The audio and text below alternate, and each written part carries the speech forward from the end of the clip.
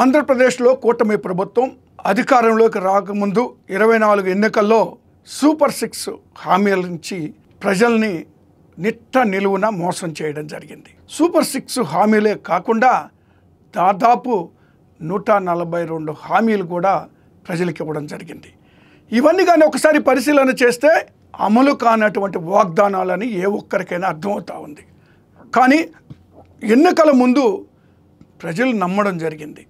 ఎన్నికల ముందు ఏదైతే గతంలో వైఎస్ఆర్ కాంగ్రెస్ పార్టీ 19 నుంచి 24 వరకు ఏదైతే హామీలు ఇచ్చిందో అవన్నీ తూచా తప్పకుండా నెరవేర్చడం జరిగింది. ఆ హామీలకు మించి చేస్తామని ప్రజల్ని నమ్మబలికారు. వాటన్నిటిని నమ్మి అధికారాన్ని ఇస్తే వీళ్ళు చేస్తున్న పని ఏంటి?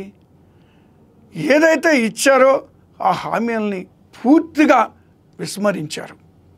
ఒకటి ఈరోజు ఈ కూటమి ప్రభుత్వం మరి అమలు పరుస్తూ ఉంది.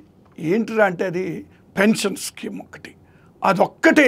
మరి అందులో కూడా లక్షలాది మందిని మరి అనర్హుల పేరిట తీసివేయడం కూడా జరిగింది.